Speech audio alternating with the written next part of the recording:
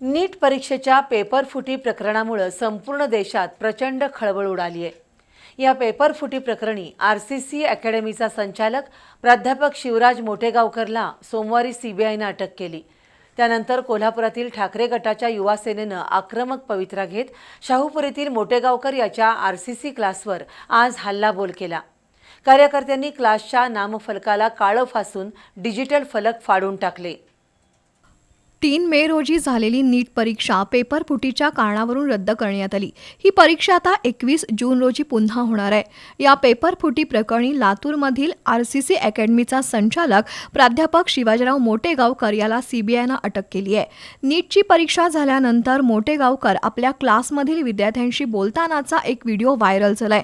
त्यामध्ये मोटेगावकर यानं दिलेले अनेक प्रश्न मुख्य प्रश्नपत्रिकेशी जुळल्याचं दिसून आलंय। त्याच आधारे सीबीआयने मोटेगावकरच्या मुसक्या आवळल्या आहेत। त्यानंतर कोल्हापुरातील बसंतबहार टॉकीज समोरच्या आरसीसी क्लासवर आज युवा सेनेनं निदर्शनं केली। मंजित माने आणि कार्यकर्त्यांनी अकॅडमीच्या फलकाला काळं फासून हे फलक फाडले। अचानक झालेल्या या आंदोलनामुळे विद्यार्थ्यांची धावपळ उडाली। लाखो विद्यार्थ्यांचं शैक्षणिक भविष्य उद्ध्वस्त करणाऱ्या शिवराज मोटेगावकरला कठोर शिक्षा व्हावी अशी मागणी युवा सेनेनं केली। आलायकाकडे 10 दिवस अगोदर पेपर होता।